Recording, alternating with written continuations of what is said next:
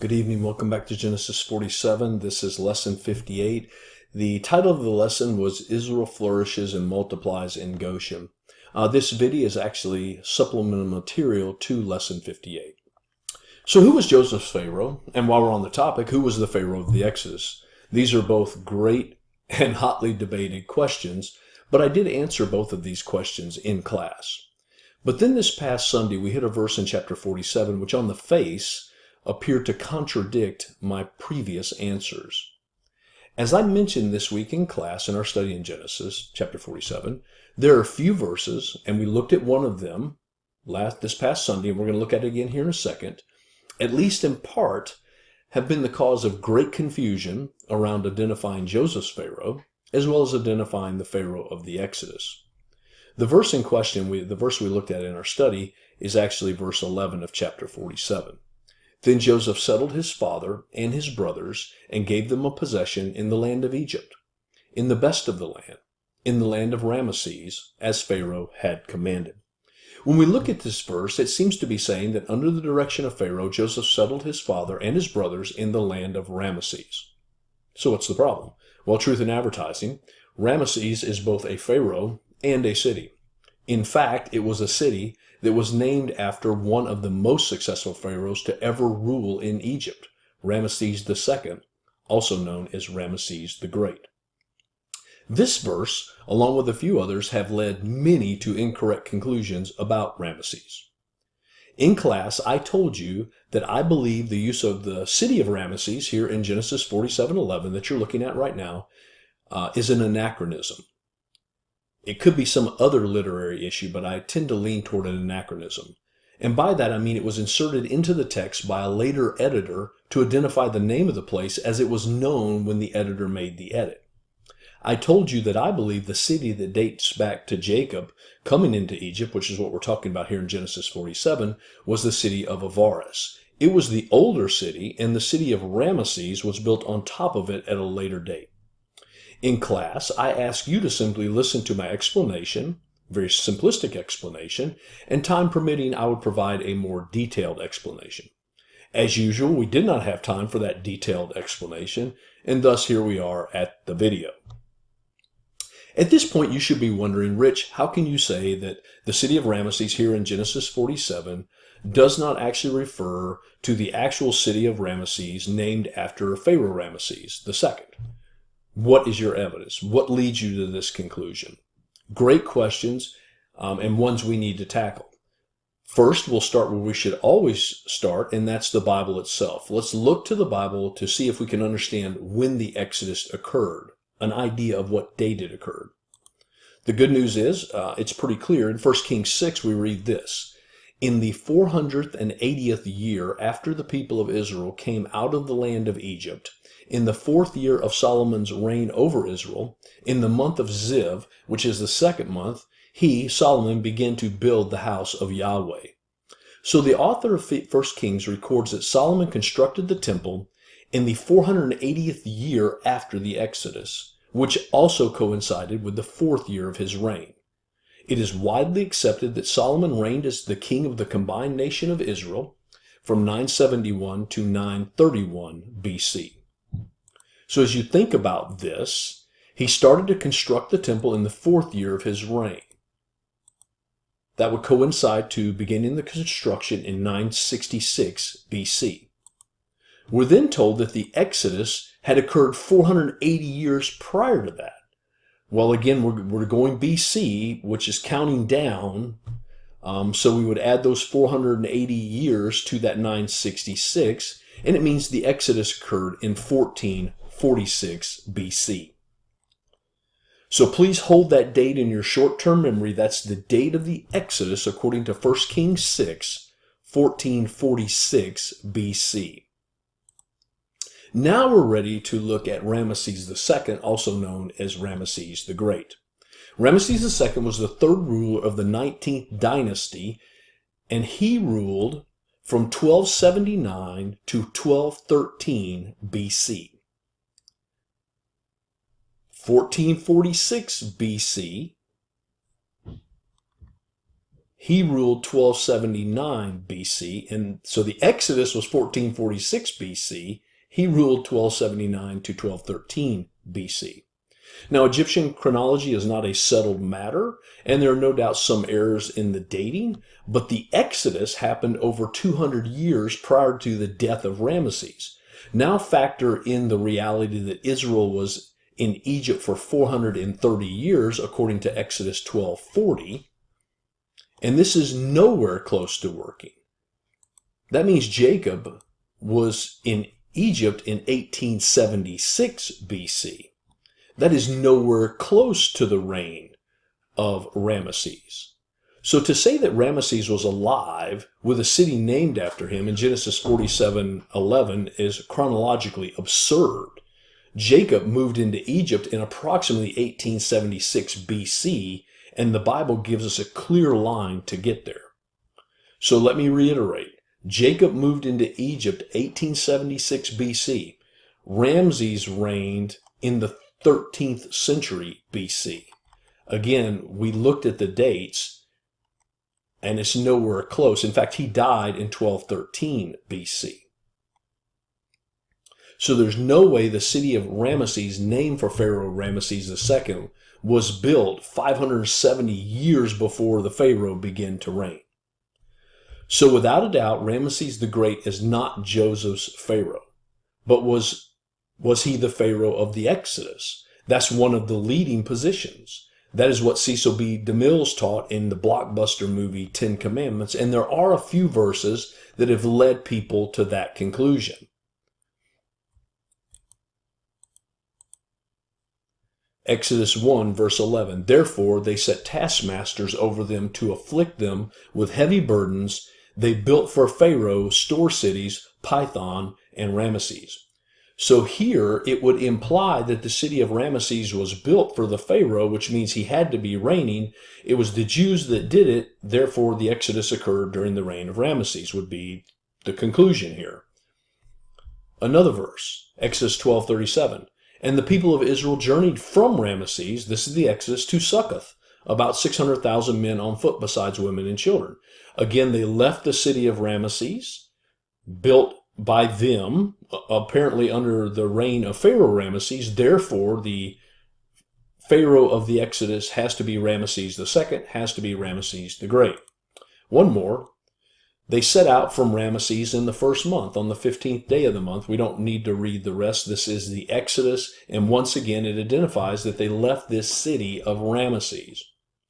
So for those who hold to this position, they would use these verses, these three, to point to what they believe is rock-solid evidence that the Israelites built the store city of Rameses, that Pharaoh Rameses II, or Rameses the Great, was the Pharaoh of the Exodus, and they left the city of Rameses. Now, I want to provide a quick statement, and I want to follow that up with a question. We all agree that Genesis 47 is an anachronism, or some other issue. But it cannot be the city of Rameses named after Pharaoh Rameses. That was way too early. We all agree that Rameses was not on the scene when Jacob came into Egypt. Now the question. So we have absolute agreement on that use of Rameses. Is it possible that these three references to Rameses, to the city of Rameses, are anachronisms also, edited by the same editor here in the book of Genesis and Exodus and Numbers? In spite of many scholars holding the position that Rameses was the Pharaoh of the Exodus, he simply cannot be. And we come to this through multiple lines of evidence, but let's walk through that evidence together. First, let's start where we should always start, with the Bible. We looked at this verse, but we'll look at it again just so that we build the setting. In the 480th year after the people of Israel came out of the land of Egypt, in the 4th year of Solomon's reign over Israel, in the month of Ziph, which is the 2nd month, Solomon began to build the house of Yahweh. Again, we said 480 years since the Exodus. That puts the Exodus at 1446 BC. Rameses reigned from 1279 to 1213 BC, and that's according to Encyclopedia Britannica, but all the dates you'll find are around there. The obvious conclusion is Rameses was still hundreds of years away from the Exodus. That's what the Bible would tell us. Now, this chronology is not just in 1 Kings 6. There are other passages that can be used to assist us in verifying this very clear date that we get from 1 Kings 6. One of those we find in the book of Judges. In Judges 11, we're reading about the reign of a judge named Jephthah. Here's what we read. When Israel lived in Heshbon and its villages, and in Aurora and its villages, and all the cities that are on the banks of Arnon, 300 years, why did you not deliver them within that time? I therefore have not sinned against you, and you do me wrong by making war on me. Yahweh, the judge, decide this day between the people of Israel and the people of Ammon. Now this is Jephthah speaking, and scholars would tell us that Jephthah reigned as one of the judges in Israel in approximately 1100 BC. And here he is saying that the Israelites had dwelt in the land of Canaan and then dwelt in the land of Canaan for about 300 years when this event happened. That would put the Exodus around 1400 BC. That comes into a line with our date of 1446 BC, which we got from 1 Kings 6. There's also Levitical genealogical information that's documented in 1 Chronicles 6. I'm not going to give you that big long text, but it lists 19 generations from the Exodus to the construction of Solomon's temple. This is an impossibly large number to fit inside a 13th century Ramesside Exodus. Yet it fits neatly within a 15th century Exodus, 1446 to be precise. So the biblical date of the Exodus, approximately 1446, can be derived from a few different texts, one of them crystal clear, the other one supporting that crystal clear text. So the Bible would tell us with a resounding voice, Rameses II cannot be the Pharaoh of the Exodus. Next, let's look at the reign of Pharaoh Rameses. Pharaoh Rameses II reigned for 66 to 67 years. The best evidence we have indicates that he died of old age. He reigned during a very stable and prosperous time in Egypt. There is no hint of the collapse of the empire following the loss of his army in Yam Suf in the Red Sea. Britannica tells us that the reign of Rameses II marks the peak of Egypt's imperial power. This does not match a kingdom in peril following the loss of their army in the Red Sea. And again, he reigned from 1279 BC to 1213 BC, nowhere close to the Exodus, hundreds of years off. We have Rameses II mummy. His mummy, and evidence supports an old man dying of natural causes. Apparently he had some dental problems as well as extreme arthritis that caused him to walk hunched over. Again, 1279 to 1213 BC. Looking at what we know about Rameses II and his reign, there is simply no way historically he is the Pharaoh of the Exodus. So biblically, not the Pharaoh of the Exodus. Historically, and what we understand about his reign and the power during his reign, and his life and dying of natural causes, none of that fits the biblical narrative. Third, there's archaeological evidence that does not support Rameses being the Pharaoh of the Exodus. So we'll now look at the vein of archaeological evidence that would say Rameses cannot be the Pharaoh of the Exodus.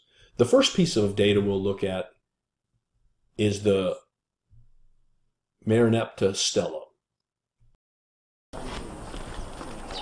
It became obvious to me and my team that if people look at the wrong time in history for evidence of the Exodus, they won't find any. So Rameses is a giant, standing in the way of connecting this evidence with the Exodus.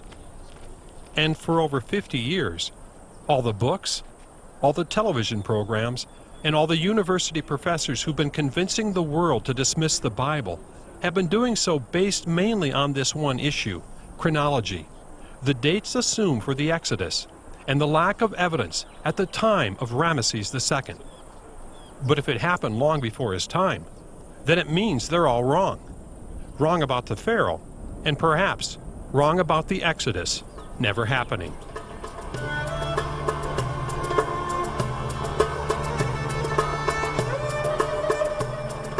Roll took Mahoney to see the replica of a monument erected just a few years after Rameses' death by his son Merenta. It's important because it shows that Rameses could not be the Pharaoh of the Exodus, because in his time, Israel was already a nation, established in the land of Canaan.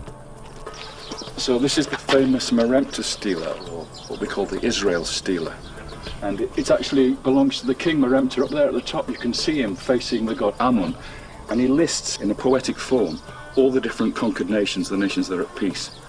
But right at the bottom we have three crucial lines, because this is where we find a link to the Bible. Let's read it together, okay? We have two reeds. That's the sound Y or I, okay? And then a bolt, which is S, an R, a mouth, an E, an A, and an L. Israel. Israel. Israel. This is the only time that we see this name on an Egyptian monument. After the name Israel, there are these two figures here, these two seated figures of a woman and a man, and three strokes underneath. These three strokes mean plural. So it means the people or nation of Israel. And then this is the interesting bit. It says, Fekti bin Peret eth. Israel is laid waste, his seed is no more.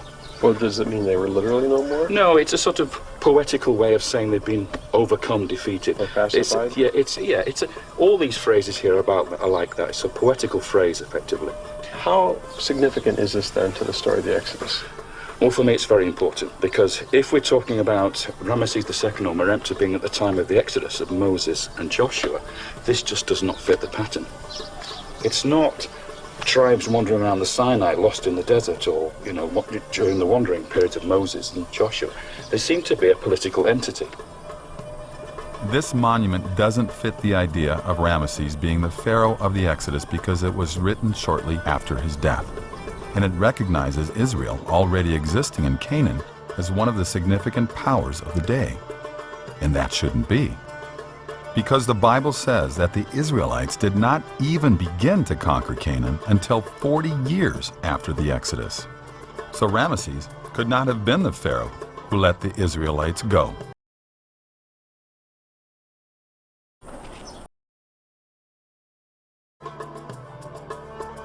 Then Mahoney got a lead about another inscription.